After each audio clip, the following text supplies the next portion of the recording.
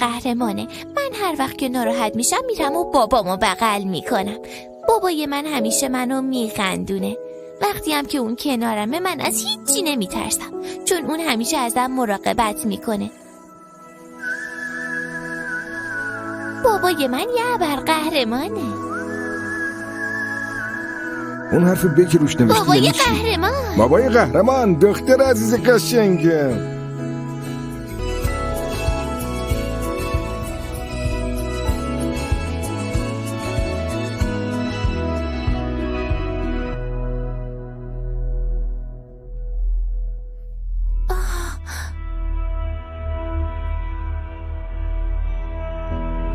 سریعتر برو، سریعتر برو بیاتری.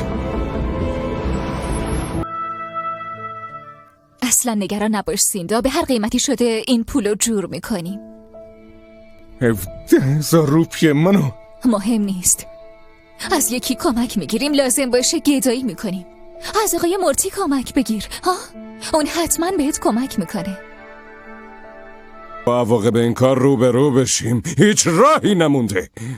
تو دیگه چطور رئیسی هستی؟ اسم خودتو گذاشتی رئیس مافیا؟ تو رئیسی یا موشی؟ تو به من سیلی زدی، اونم جلوی چش همه، ولی جلوی اون خودتو خیس کردی، شلوارتو خیس کردی.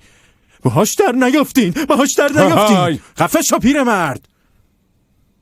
خودم میگیرمشون، خودم اون کانتینر رو پس میگیرم. اون وقت یک قرونم بهت نمیدم.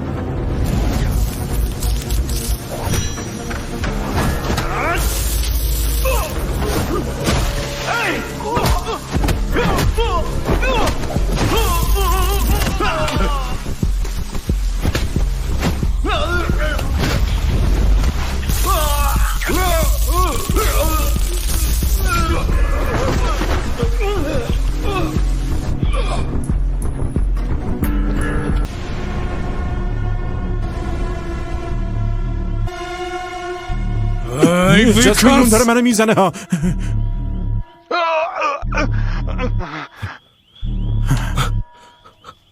تا فردا شب باید کانتینر رو به هم پس بدی، فهمیدی؟ من کانتینرامو میخوام وگرنه همه چی رو نابود میکنم. آبجی تو هم شیفمش کن.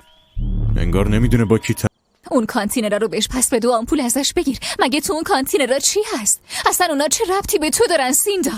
گذشته من اونقدر گل و بلبل نیست که برات تعریفش کنم. من قبلا برای اونا کار میکردم، ازشون حقوق میگرفتم، یه عالم جنایت انجام دادم. تنها اتفاق خوب در تمام زندگیم ازدواج کردم با اون بود. لحظات آخر عمرش گفت سیندا داری برای کسایی کار میکنی که اسلحه به دست بچه ها میدن. چطور میتونم سر راحت بذارم وقتی تو سرپرست بچه‌مونی؟ قبل اینکه بتونم بهش قول بدم دیگه عوض میشم از دنیاش بلند کنم. من اجازه نمیدم اون اسلحه ها به دست بچهای بیگناه بیفته. کانتینر رو بهشون پس نمیدم. میگی حالا چی کار کنی؟ بابا